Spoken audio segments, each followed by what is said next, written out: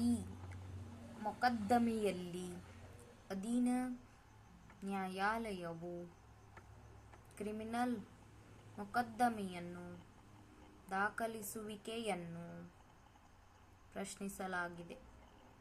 ಆರೋಪಿಯ ಮೇಲೆ ಮತ್ತೊಬ್ಬನಂತೆ ನಟಿಸುವುದು, ನಕಲು ಮಾಡುವುದು ಮತ್ತು ಮೋಸ ವಂಚನೆ ಅಪರಾಧಗಳ ಅಡಿಯಲ್ಲಿ ಈ ಮೊಕದ್ದಮೆಯನ್ನು ದಾಖಲಿಸಲಾಗಿದೆ. ಅಧೀನ ಮೇಲ್ಮನವಿ ನ್ಯಾಯಾಲಯವು ಮ್ಯಾಜಿಸ್ಟ್ರೇಟ್ ಕೋರ್ಟಿನ ಆದೇಶವನ್ನು ರದ್ದುಗೊಳಿಸಿ ಮೊಕದ್ದಮೆಯನ್ನು ಮರುವಿಚಾರಣೆಗೆ ಅಧೀನ ನ್ಯಾಯಾಲಯಕ್ಕೆ ಕಳುಹಿಸಲಾಗಿದೆ. ಅಲ್ಲದೆ ಬಿ ಸಂಕ್ಷಿಪ್ತ ವರದಿಯ ವಿರುದ್ಧ ಪ್ರತಿಭಟನಾ ವರದಿಯನ್ನು ಸಲ್ಲಿಸಲಾಗಿದೆ. ಆದ್ದರಿಂದ ಸರ್ವೋಚ್ಚ ನ್ಯಾಯಾಲಯದ ಎಚ್.ಎಸ್. ಬೈನ್ಸ್ ವಿರುದ್ಧ ದಿ ಸ್ಟೇಟ್ ಚಂಡೀಗಢ ಕೇಂದ್ರಾಡಳಿತ ಪ್ರದೇಶ ಎಫ್ಐಆರ್ ಸಂಖ್ಯೆ 1980 ಎಸ್.ಸಿ. 1883 ಮತ್ತು ವಿಷ್ಣುಕುಮಾರ್ ತಿವಾರಿ ವಿರುದ್ಧ ಉತ್ತರ ಪ್ರದೇಶ ರಾಜ್ಯ ಗೃಹ ಕಾರ್ಯದರ್ಶಿ, ಸಿವಿಲ್ ಸಚಿವಾಲಯ, ಲಕ್ನೋ ಇವರ ಮುಖಾಂತರ ಎಫ್ಐಆರ್ 2019 ಎಸ್.ಸಿ. ಕ್ರಿಮಿನಲ್ 1267 ಮೊಕದ್ದಮೆಗಳಲ್ಲಿ ಎತ್ತಿ ಹಿಡಿಯಲಾದ ಕಾನೂನಿನ ಅಂಶಗಳನ್ನು ಪರಿಗಣಿಸಿ ಅಧೀನ ನ್ಯಾಯಾಲಯವು ಪ್ರಕರಣ ದಾಖಲಿಸಿ ಸಮನ್ಸ್ ಜಾರಿಗೊಳಿಸಿರುವ ಕ್ರಮ ಸರಿಯಾಗಿದೆ ಎಂದು ತೀರ್ಮಾನಿಸಿ ಅಧೀನ ಮೇಲ್ಮನವಿ ನ್ಯಾಯಾಲಯ ನೀಡಿದ ಆದೇಶವನ್ನು ರದ್ದುಗೊಳಿಸಿ ಆದೇಶ ಮಾಡಲಾಗಿದೆ. ಆದೇಶ: ಮೊಕದ್ದಮೆಯ ವಾಸ್ತವಾಂಶಗಳು ಮತ್ತು ಸನ್ನಿವೇಶಗಳಲ್ಲಿ ಈ ನ್ಯಾಯಾಲಯವು ಯುಕ್ತವೆಂದು ಭಾವಿಸಲಾದಂತಹ ನಿಬಂಧನೆಗಳು ಮತ್ತು ಷರತ್ತುಗಳ ಮೇಲೆ ಮಾನ್ಯ 1ನೇ ಹೆಚ್ಚುವರಿ ಸೆಷನ್ಸ್ ನ್ಯಾಯಾಲಯ, ಕೋಲಾರ ಇವರ ಕಡತದಲ್ಲಿನ ಕ್ರಿಮಿನಲ್ ರಿಟ್ ಅರ್ಜಿ ಸಂಖ್ಯೆ 66/2019 ದಿನಾಂಕ 25/11/2019 ಹೊರಡಿಸಲಾದ ಆದೇಶವನ್ನು ರದ್ದುಪಡಿಸಲು ಹಾಗೂ ಮಾನ್ಯ ಮ್ಯಾಜಿಸ್ಟ್ರೇಟ್ ಸಬ್-ಕ್ಲಾಸ್ ದಂಡಾಧಿಕಾರಿಗಳಿಂದ ಸಂಜ್ಞಾನತೆಯನ್ನು ತೆಗೆದುಕೊಂಡಿರುವ ಆದೇಶವನ್ನು ಎತ್ತಿ ಹಿಡಿಯಲು ಈ ನ್ಯಾಯಾಲಯವನ್ನು ಕೋರಿ ದಂಡ ಪ್ರಕ್ರಿಯಾ ಸಂಹಿತೆಯ 482ನೇ ಪ್ರಕರಣದ ಮೇರೆಗೆ ಅರ್ಜಿಯನ್ನು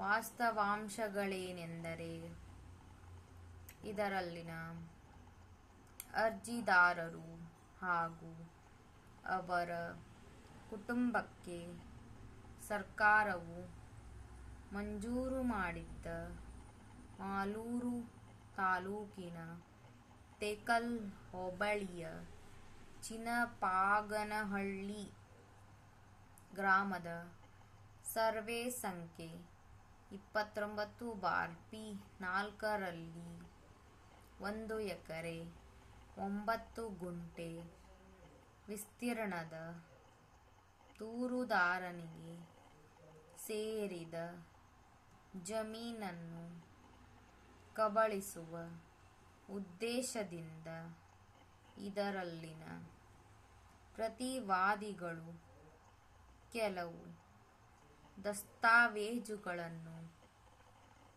ಸೃಷ್ಟಿಸಲು ತೊಡಗಿದ್ದರೆಂದು ಇದರಲ್ಲಿನ ಅರ್ಜಿದಾರರ ವಿರುದ್ಧ ಆರೋಪಿಸಿ ದಂಡ ಪ್ರಕ್ರಿಯಾ ಸಂಹಿತೆಯ 200ನೇ ಪ್ರಕರಣದ ಮೇರೆಗೆ ಒಂದು ಖಾಸಗಿ ದೂರನ್ನು ಸಲ್ಲಿಸಿದ್ದು, ಅದಕ್ಕೆ PSR ಸಂಖ್ಯೆ 132/2016 ಎಂದು ಸಂಖ್ಯೆಯನ್ನು ನೀಡಲಾಗಿದೆ. ಸಾಗುವಳಿ ಚೀಟಿಯನ್ನು ಇದರಲ್ಲಿನ ಅರ್ಜಿದಾರರ ಪತ್ನಿಯಾದ ಶ್ರೀಮತಿ ಜಯಮ್ಮನವರ ಹೆಸರಿನಲ್ಲಿ ನೀಡಲಾಗಿದೆ. ಭಾರತ ದಂಡ ಸಂಹಿತೆಯ 34ನೇ ಪ್ರಕರಣದೊಂದಿಗೆ ಓದಲಾದ 419ನೇ, 420ನೇ, 465ನೇ, 468ನೇ ಮತ್ತು 471ನೇ ಪ್ರಕರಣದ ಮೇರೆಗೆ ಶಿಕ್ಷಿಸಬಹುದಾದ ಅಪರಾಧಗಳನ್ನು ಅನ್ವಯಿಸಿ ಮತ್ತೊಬ್ಬನಂತೆ ನಟಿಸುವುದು, ಸುಳ್ಳು ಪತ್ರ ಸೃಷ್ಟಿ, ನಕಲು ಪತ್ರಗಳನ್ನು ಹುಟ್ಟು ಹಾಕುವುದು ಮತ್ತು ವಂಚನೆ ಇವು ಇಲ್ಲಿನ ಪ್ರತಿವಾದಗಳ ವಿರುದ್ಧ ಮಾಡಲಾಗಿರುವ ಆರೋಪಗಳಾಗಿವೆ. Third paragraph. ಮಾನ್ಯ ದಂಡಾಧಿಕಾರಿಯವರು ದೂರನ್ನು ಸ್ವೀಕರಿಸಿದ ನಂತರ ದಂಡ ಪ್ರಕ್ರಿಯಾ ಸಂಹಿತೆಯ 156 ಸಬ್ಕ್ಲಾಸ್ 3ನೇ ಪ್ರಕರಣವನ್ನು ಅನ್ವಯಿಸಿ ವಿಷಯವನ್ನು ತನಿಖೆ ಮಾಡಿ ವರದಿಯನ್ನು ಸಲ್ಲಿಸಲು ತನಿಖಾಧಿಕಾರಿಯವರಿಗೆ ವಹಿಸಿದರು. ತನಿಖಾಧಿಕಾರಿಯು ತನಿಖೆ ನಡೆಸಿ ನಂತರ ಬಿ ವರದಿಯನ್ನು ಸಲ್ಲಿಸಿದರು. ಬಿ ವರದಿಯನ್ನು ಸಲ್ಲಿಸಿದ ನಂತರ ದೂರುದಾರರಿಗೆ ನೋಟಿಸು ನೀಡಲಾಯಿತು. ಅದಕ್ಕೆ ಪ್ರತಿಯಾಗಿ ದೂರುದಾರರು ಆಕ್ಷೇಪಣಾ ಅರ್ಜಿಯನ್ನು ಸಲ್ಲಿಸಿದ್ದಾರೆ. ಅವರು ಆಕ್ಷೇಪಣಾ ಅರ್ಜಿಯನ್ನು ಸಲ್ಲಿಸಿದ ತರುವಾಯ ದಂಡಾಧಿಕಾರಿಯವರು ವಿಷಯವನ್ನು ತನಿಖೆಗೆ ಒಪ್ಪಿಸಿದರು. ದೂರುದಾರರ ಪ್ರಮಾಣ ಮಾಡಿದ ಹೇಳಿಕೆಯನ್ನು ದಾಖಲಿಸಿ ಹಾಗೂ ದಸ್ತಾವೇಜುಗಳನ್ನು ಗುರುತು ಮಾಡಿದ ನಂತರ ದೂರುದಾರರ ಪರ ಮಾನ್ಯ ವಕೀಲರ ವಾದ ಆಲಿಸಿ 204ನೇ ಪ್ರಕರಣವನ್ನು ಅನ್ವಯಿಸಿ ನೀಡಲಾಗಿದ್ದ ಬಿ ವರದಿಯನ್ನು ತಿರಸ್ಕರಿಸಿ ಆದೇಶವನ್ನು ಹೊರಡಿಸಿದರು ಮತ್ತು ಆದೇಶಿಕೆಯನ್ನು ಬಿಡುಗಡೆ ಮಾಡಿ ಆದೇಶ ಹೊರಡಿಸಿದರು. ಆದೇಶಿಕೆಯನ್ನು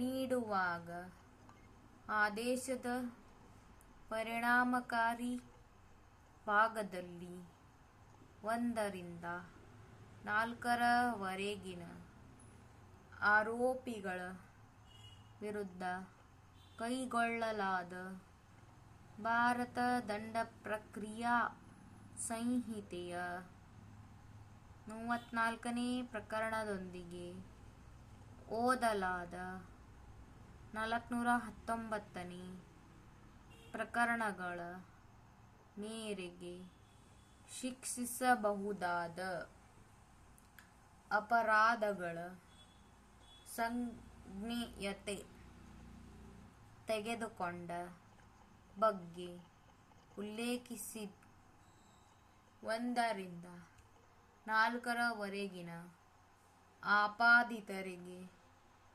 ಸಮನ್ಗಳನ್ನು ನೀಡಿದರು. ಅದನ್ನು ಕ್ರಿಮಿನಲ್ ಪುನರೀಕ್ಷಣಾ ಅರ್ಜಿ ಸಂಖ್ಯೆ 66/2019ರಲ್ಲಿ ಪ್ರಶ್ನಿಸಲಾದ ಸೆಷನ್ ನ್ಯಾಯಾಲಯವು ಅದರ ದಿನಾಂಕ 25/11/2019ರ ಆದೇಶದ ಮೇರೆಗೆ ಪರಿಗಣಿಸಿ ನಂತರ ಪುನರೀಕ್ಷಣಾ ಅರ್ಜಿಯನ್ನು ಪುರಸ್ಕರಿಸಿತು. ದಿನಾಂಕ 2/11/2018ರಂದು ಮಾನ್ಯ ದಂಡಾಧಿಕಾರಿಯಿಂದ ಹೊರಡಿಸಲಾದ ಆದೇಶವನ್ನು ರದ್ದುಪಡಿಸಿತು. ದಂಡ ಪ್ರಕ್ರಿಯಾ ಸಂಹಿತೆಯ 200ನೇ ಪ್ರಕರಣದ ಉಪಬಂಧಗಳನ್ನು ಅವಲೋಕಿಸಿದ ತರುವಾಯ ಮಾತ್ರ ಆದೇಶದಲ್ಲಿ ಚರ್ಚಿಸಲಾದಂತೆ ಕಾರ್ಯವಿಧಾನವನ್ನು ಕಟ್ಟುನಿಟ್ಟಾಗಿ ಅನುಸರಿಸಿ ಕಾನೂನು ಪ್ರಕಾರ ಸೂಕ್ತ ಆದೇಶವನ್ನು ಹೊರಡಿಸುವಂತೆ ನಿರ್ದೇಶಿಸುವುದರೊಂದಿಗೆ ವಿಷಯವನ್ನು ಪುನಃ ಮಂಡಿಸಲಾಯಿತು. ಹೀಗಾಗಿ ಪರಿಷ್ಕರಣಾ ನ್ಯಾಯಾಲಯದ ಸದರಿ ಆದೇಶವನ್ನು ಈ ನ್ಯಾಯಾಲಯದ ಮುಂದೆ ಪ್ರಶ್ನಿಸಲಾಗಿದೆ. ಈ ಅರ್ಜಿಯಲ್ಲಿನ ಅರ್ಜಿದಾರರ ಪರ ಮಾನ್ಯ ನ್ಯಾಯವಾದಿಗಳ ಮುಖ್ಯ ವಾದವೇನೆಂದರೆ, ಆಕ್ಷೇಪಣಾ ಅರ್ಜಿಯನ್ನು ಪರಿಗಣಿಸುವಲ್ಲಿ ಮತ್ತು ಅನಂತರ ಬಿ ವರದಿಯನ್ನು ರದ್ದುಪಡಿಸುವಲ್ಲಿ ದಂಡಾಧಿಕಾರಿಯವರು ಕಾನೂನಿನ ವ್ಯಾಪ್ತಿಯಲ್ಲಿ ಉತ್ತಮವಾಗಿಯೇ ನಿರ್ವಹಿಸಿದ್ದರು ಮತ್ತು ಪ್ರಮಾಣಿತ ಹೇಳಿಕೆಯನ್ನು ಪರಿಗಣಿಸಿ ಆದೇಶಿಕೆಯನ್ನು ಹೊರಡಿಸಿದ್ದು.